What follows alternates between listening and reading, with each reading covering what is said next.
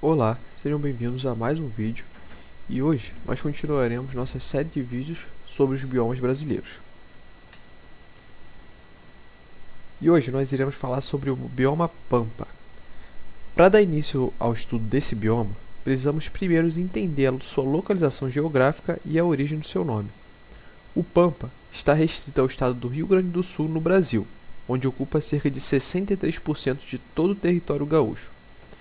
Nacionalmente, ele representa apenas cerca de 2% do nosso território, o que o coloca entre os menores biomas do país. Porém, ele não termina nas nossas fronteiras políticas. Ele avança de forma contínua por todo o Uruguai e por uma grande extensão da Argentina, formando uma das maiores áreas de campos temperados do planeta. O nome Pampa tem origem indígena na língua Quichua e significa literalmente região plana, ou planície. É essa característica plana que define a sua paisagem aberta, que em muitas regiões também recebe os nomes de campos sulinos, pradarias ou campanha gaúcha. O clima que rege o Pampa é o temperado úmido, também conhecido como subtropical úmido. Diferente de biomas como Cerrado ou a Caatinga, no Pampa não existe uma estação seca definida. As chuvas são constantes e bem distribuídas ao longo de todo o ano, com índice pluviométrico que varia de 1.200 a 1.600 milímetros anuais. No entanto, a principal marca desse clima é a definição clara das 4 estações do ano e a sua enorme amplitude térmica. No verão, o calor é intenso e as temperaturas podem atingir os 35 graus Celsius. Já no inverno, frentes polares vindas do sul derrubam os termômetros, registrando geadas frequentes e temperaturas negativas que chegam facilmente a menos 5 graus. É esse inverno muito frio que atua como um fator natural limitante para o crescimento das grandes árvores tropicais, favorecendo o predomínio da vegetação rasteira. Para entendermos a vegetação do Pampa, precisamos estudar suas características edáficas, ou seja, o seu solo. O solo do Pampa é predominantemente raso. Se começarmos a escavar a terra, rapidamente atingimos a rocha matriz.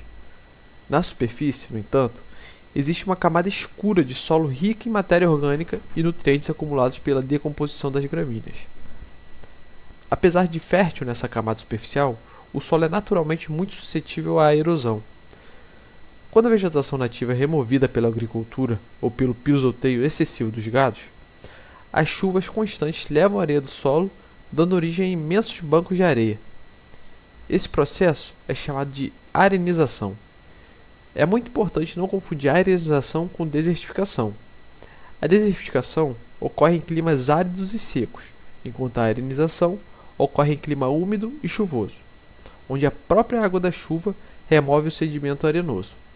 Municípios como Alegrete, Santana do Livramento e Quaraí concentram os maiores focos desse desgaste. A rede hidrográfica do Pampa é rica e possui grande relevância econômica. O bioma está dividido entre duas grandes bacias, a bacia costeira do Atlântico Sul e a bacia do Rio da Prata. Os rios mais importantes da região, como o Uruguai, o Jacuí, o Santa Maria e o Ibicuí, são conhecidos pelo seu grande volume e por apresentar excelentes condições de navegação, servindo historicamente como hidrovias para o escoamento de produtos. Nas proximidades das costas litorâneas, a paisagem plana favorece o acúmulo de água e cria áreas úmidas conhecidas como os banhados. É também nessa região litorânea que encontramos a Lagoa dos Patos, que é a maior laguna do Brasil. No subsolo de todo esse sistema hídrico encontra-se o Aquífero do Guarani, um dos maiores reservatórios de água doce subterrânea do planeta, o que torna a preservação dos solos do Pampa ainda mais importante para evitar a contaminação dessa reserva estratégica. A vegetação do Pampa, à primeira vista, pode parecer simples e uniforme por seu aspecto predominantemente campestre. No entanto, ela abriga cerca de 3.000 espécies de plantas. A base desse imenso tapete verde é composta por gramíneas e soma mais de 450 espécies diferentes, incluindo a grama-tapete e o capim-forquilha. Essas plantas rasteiras geralmente não passam de 1,5 m de altura e possuem uma alta taxa de fotossíntese, sendo fundamentais para retirar o gás carbônico da atmosfera.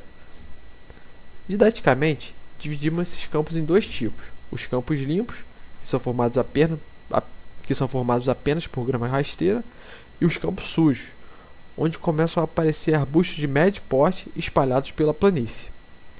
Outro destaque na flora são as cerca de 150 espécies de leguminosas nativas, como a babosa do campo. Essas plantas fazem parcerias com bactérias em suas raízes para captar nitrogênio, o que as torna ricas em proteínas e um excelente alimento natural para os animais. Estudos botânicos revelaram que muitas gramíneas do pampa possuem adaptação surpreendente, como brotos e gemas localizadas abaixo da superfície do solo. Essa estrutura permite que a planta rebrote rapidamente após a passagem do fogo, pois a terra funciona como um isolante térmico. A existência dessa característica evolutiva indica que o pampa convive com incêndios naturais provocados por raios há milhares de anos. Isso levanta um debate muito interessante entre os cientistas sobre a verdadeira origem desses campos abertos. Alguns pesquisadores sugerem que o aspecto campestre do pampa foi, em parte, moldado pela ação humana ao longo dos últimos 12 mil anos, quando os primeiros habitantes utilizavam queimadas para caçar a megafauna. Isso é reforçado pelo comportamento da floresta dentro das áreas de preservação integral sem interferência do homem. Nesses locais isolados, a vegetação campestre dá espaço para o crescimento espontâneo de matas ciliares e florestas de encosta com árvores que atingem de 10 a 15 metros de altura. Embora muitas pessoas pensem que os campos abertos têm pouca diversidade de animais, a fauna do pampa é rica e especializada em viver em ambientes sem árvores. No grupo das árvores são catalogadas cerca de 500 espécies. O símbolo mais conhecido é o quero-quero. Também encontramos a coruja buraqueira, que constrói seus ninhos em buracos cavados diretamente no chão, e a ema, que é uma das maiores aves do nosso país. Entre os mamíferos destacam-se o graxaim do campo, o guaxinim, o veado campeiro e o raro gato dos pampas, espécie que infelizmente se encontra ameaçada de extinção.